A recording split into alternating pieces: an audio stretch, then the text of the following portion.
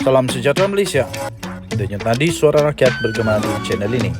Terima kasih kerana bersama-sama di channel ini untuk mendapatkan berita-berita terkini. Bagi anda yang baru, jangan lupa tekan butang subscribe, like dan share. Malaysia kita punya, kita jaga sama-sama.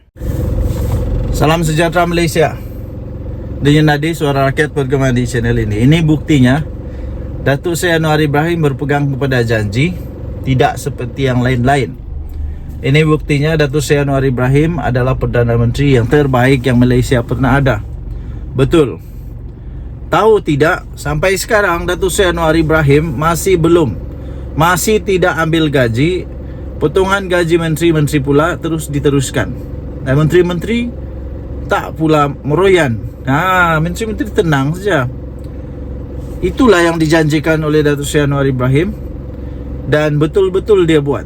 Jadi percayalah tuan-tuan dan puan-puan yang dihormati sekalian, sama ada anda penyokong kerajaan ataupun penyokong pembangkang, anda kena percaya benda ni satu perkara ini, iaitu Datuk Seri Anwar Ibrahim, apa yang dia cakap dia akan buat. Perdana Menteri Datuk Seri Anwar Ibrahim kekal dengan pendiriannya sebelum ini, iaitu bahawa tidak akan mengambil gaji bagi jawatan yang disandangnya sejak November 2022 itu selagi ekonomi negara tidak pulih sepenuhnya. Beliau juga yang juga adalah Menteri Keuangan berkata, potongan gaji sebanyak 20% kepada barisan jemaah menteri juga masih diteruskan. Katanya, setakat ini saya umumkan saya tidak ambil gaji, dan potongan 20% bagi yang lain, iaitu jemaah menteri, selagi ekonomi tidak pulih sepenuhnya. Ada perubahan ekonomi, tetapi belum lagi boleh ambil gaji, katanya. Beliau berkata demikian pada sidang media sempena program pemukiman anggota Jemaah Menteri Kerajaan Perpaduan 2024 di Ibu Negara pada hari ini. Untuk rekod, pada sidang media pertamanya sebagai Perdana Menteri pada 24 November 2022, Anwar Ibrahim berkata beliau tidak akan mengambil gaji bagi jawatan itu, dan beliau menyifatkan ia adalah sebagai langkah pertama bagi menarik keyakinan rakyat terhadap kepimpinannya. Inilah Datuk Seri Anwar Ibrahim yang kita sanjungi, yang kita sayangi. Dan betul, apa saja yang dikata oleh Datuk Seri Anwar Ibrahim dia buat. Cuma ramai orang tidak sabar. Adakah Perdana Menteri yang baru setahun mampu untuk memutar terbalikkan semua yang perlu untuk diperbaiki dengan sekelip mata? Tak ada. Malah Perdana Menteri sebelum ini, Najib Razak, Tun Mahathir, yang sudah lama jadi Perdana Menteri, apa yang mereka dapat buat? Mereka dapat buat dalam masa berpuluh-puluh tahun itu, apa yang mereka dapat buat? Itulah soalan dia. Datuk Seri Anwar Ibrahim baru setahun, semua orang sudah bising. Konon itulah, konon inilah. Sabarlah. Bagi dia 5 tahun. Kita tengok apa jadi kepada negara Malaysia nanti. Bagi dia 5 tahun. Begitu juga dengan menteri-menteri yang lain. Jangan cepat sangat membuat penilaian. Kalau anda ingin membuat penilaian segera, anda nilai dulu apa yang anda pernah lihat sebelum ini. Nilai dulu Perdana Menteri sebelum ini, apa yang mereka buat, apa yang jadi kepada negara. Dalam masa bertahun-tahun itu, ada yang dah sampai tua kerepot jadi Perdana Menteri, apa yang diorang buat.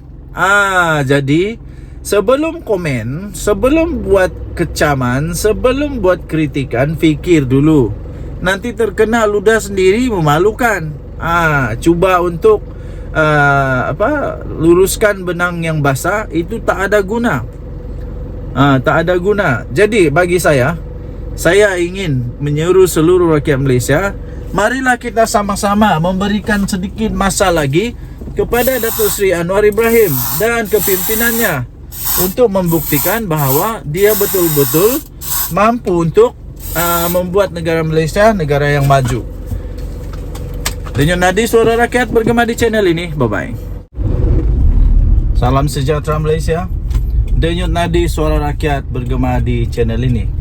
Dikala Daim Zainuddin semakin menggelupur kepanasan, semakin risau, semakin bimbang, semakin takut, dan semakin tua, pastinya beliau nampaknya berada dalam keadaan yang amat sukar sekarang ini ya.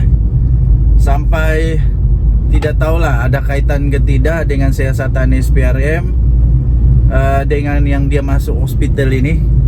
Tapi mungkin ada juga, mungkin sebab dia mungkin tertekan, stres kan sampai masuk hospital. Jadi kalau dia tak buat salah, saya pikir dia tidak perlu risau apa-apa. Tapi kalau adalah apa itu tanda-tanda ada unsur-unsur telah menyalahi undang-undang, memang patut dia takutlah. Terbaru ini ada lagi pendedahan terbaru berkaitan dengan Daim Zainuddin. Lagi amanah berkaitan Daim bernilai ratusan juta ringgit Malaysia didedahkan ketika dia cuba untuk menggelupur, cuba untuk berjuang habis-habisan. Tiba-tiba didedahkan lagi pula amanah yang berkaitan dengan Daim Zainuddin, beratus juta pula tu didedahkan lagi. Ini bukan satu berita yang baik kepada Daim, tapi ini satu lagi yang membawa dia lebih pening kepala. Ketika SPRM sedang siasatan dibuat, dokumen yang bocor mendedahkan bahawa ahli keluarga Daim Zainuddin sebenarnya adalah pemilik beneficial satu lagi aset amanah luar pesisir yang dikatakan bernilai ratusan juta ringgit Malaysia. Wow, berapa kaya Daim Zainuddin ini sebenarnya. Dokumen yang diperolehi oleh Konsortium Kewartawanan Penyiasatan atau ICIJ dikongsikan bersama dengan Malaysia kini menunjukkan amanah itu ditubuhkan atas nama isteri kepada bekas Menteri Kewangan tersebut, Naimah Khalid, dan dua lagi anak mereka, iaitu Muhammad Amir dan Muhammad Amin. Jadi tuan-tuan dan puan-puan yang dihormati sekalian, pada 10 Januari yang lalu, ketiga-tiga mereka ini, iaitu istrinya dan dua anaknya itu, telah diarahkan ke SPRM Putrajaya bagi membantu siasatan berhubung dengan kekayaan yang tidak diisytiharkan yang dipegang oleh Daim Zainuddin berikutan pendedahan Malaysia kini dan ICIJ mengenai kertas Pandora Papers pada tahun 2021 yang lalu. Ketika itu Daim berkata semua kekayaannya itu diperolehi secara sah dan amanah tersebut adalah sebahagian daripada pengurusan harta pusaka yang sah. Manakala minggu lalu Naimah berkata siasatan tersebut bermotifkan politik dan telah menyaman SPRM. Kebocoran terbaru daripada penyelia perkhidmatan daripada Kepulauan Kemen itu juga menunjukkan bahawa sehingga tahun 2020 terdapat aset yang bernilai kira-kira 52.56 juta atau 244 juta yang dipegang oleh ZA Star Trust yang dimiliki oleh Naimah, Amir dan Amin. Ini mengatasi aset yang dimiliki dalam amanah luar pesisir yang sebelum ini dikaitkan dengan Daim. Maklumat terhad menunjukkan nilainya kurang daripada 25 juta pound sterling atau 148.26 juta. Kebocoran terbaru itu menunjukkan ZA Star Trust turut menerima pinjaman sebanyak 49 juta US dollar atau kira-kira 227.53 juta daripada Adam Zeta Trust. Tetapi tidak ada butiran mengenai tujuan atau siapa pemilik Adam Zeta Trust. Dokumen yang bocor adalah daripada Cayman Genesis Trust and Corporate Service Ltd, sebuah syarikat yang menyediakan perkhidmatan seperti pembentukan dan pentadbiran syarikat, pendaftaran dan pentadbiran perkongsian, perkhidmatan amanah, perkhidmatan pengarah dan banyak lagi. Denyut nadi suara rakyat bergema di channel ini.